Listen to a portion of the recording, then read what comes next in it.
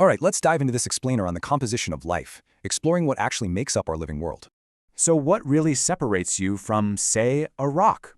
We got to look at our fundamental, microscopic components. It all starts with biomolecules. Think of these as the essential raw ingredients building every single living thing. These biological building blocks are absolutely vital. Carbs give us energy, proteins build structure, and lipids store fuel. And fascinatingly, these carbon-based compounds assemble into incredibly complex cells. These are the ultimate structural units of life.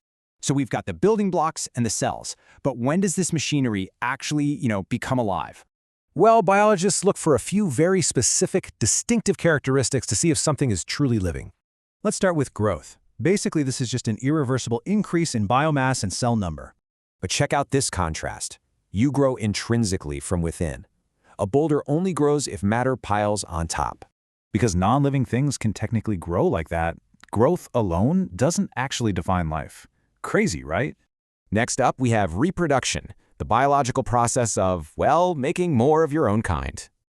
For a single bacterium, dividing is growing and reproducing all at once. For us, totally separate events. But wait, what about mules or worker bees?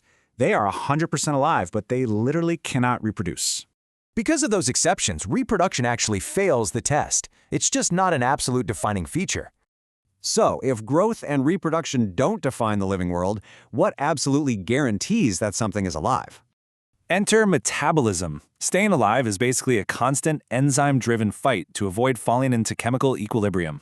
Systems at total equilibrium can't do any work. You absolutely need constant energy input just to stay alive. Since these crucial metabolic reactions happen exclusively inside cells, cellular organization is, without a doubt, a defining feature. And finally, we get to the ultimate proof of life, consciousness. Basically, your ability to respond to stimuli. Whether you're a plant reacting to light or a cell fighting a virus, responding to the environment is universal. Every single living thing reacts. Though, fun fact, only humans actually possess true self-consciousness.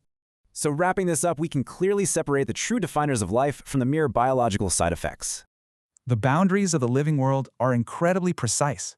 It proves life isn't just about growing or multiplying. I'll leave you with this. If we triggered these exact enzymes in a test tube, does it become alive?